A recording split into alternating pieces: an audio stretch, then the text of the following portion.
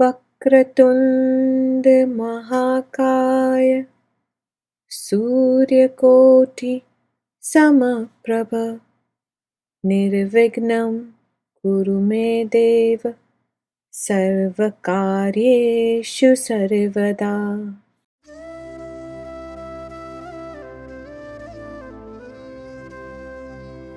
If you enjoy after seeing this video, please give a like and subscribe my channel and press the bell button to get my future videos upload information reached fast to you.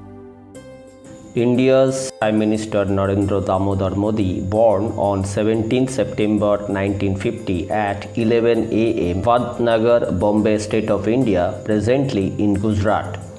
You are seeing his birth chart on the screen, Vrishchik Lagna and Vrishchik Rashi. He has very powerful birth chart. Debilitated 9th Lord sitting with Lagna Lord Mars in Lagna or ascendant and created a powerful Nich Bhanga Raj Yoga. As planets Mars sitting in his own house with 9th house Lord Moon made him brave, mentally tough and physically strong person and given with good luck. In 10th house, 7th and 12th house Lord Venus and 3rd and 4th house Lord Saturn sitting together and aspecting by 2nd and 5th house Lord Guru Jupiter from opposite. This combination of planets have given him immense love and popularity and made him a good orator and well connectivity with the public. The 10th Lord Sun sitting at 11th house with exalted 8th and 11th house Lord Mercury in his own house Virgo. This also made another Raj Yoga. This combination of planets given him a leadership quality with good intuition and good intelligence to take a right decision quickly. His chart is revealing that in his life he will travel many foreign places due to 12th and 7th Lord Venus sitting at 10th house. Business will be developed with foreign countries, especially in manufacturing field due to planet Saturn situated together at 10th house. He will give importance on water-based related business transportation via port and river. Tourism sector will be developed and it would be his another utmost interest. But as Rahu is aspecting 4th house and Sun, some people in the country will try to malign his image and propagate negative talk against him. But he will able to overcome all these negativities by Guru Jupiter and Mars. Enemies can't harm him much. They will be dominated strongly. Jupiter and Saturn being his Lagna and Rashi Nakshatra and Moon made him a great spiritual person. Mars given him a great martial spirit and workaholic, hard-working nature and abundant energy and good health. Exalted Mercury given him good memory, intelligence and master of diplomacy. He will be much successful in later life due to Saturn situated at 10th house after initial struggling of his life. Now coming to the natal chart of PM Narendra Damodar Modi ji's second swearing in ceremony date 30th May 2019 at 7 pm. He took oath in Vrishchika Lagna with Jupiter and Saturn both retrograded in Lagna and 2nd house. Mars and Rahu sitting opposite to Saturn and Ketu in 8th house.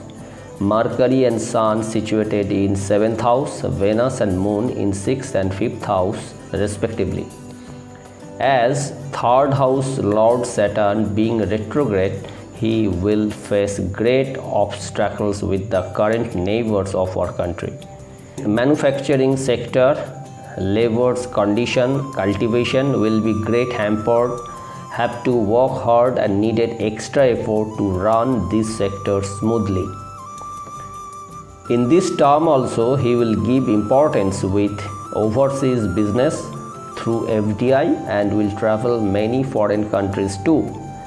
As 10th and 11th house Lord Sun and Mercury situated at 7th house and aspecting Lagna, business will prosper, especially in medicine, Ayurveda and electronic goods. But as Jupiter being retrograde, India will face some financial setback in this term. It will be a great headache for him to revive the financial condition of our country.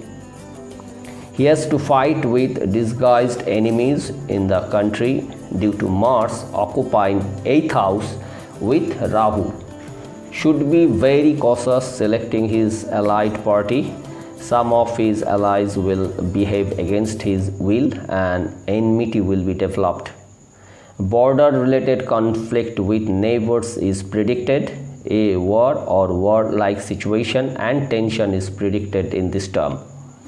An accident or assassination attempt may occur this time too. For that, he should be overcautious. But as lucky 9th house Lord Moon is in good position, he will overcome all barriers.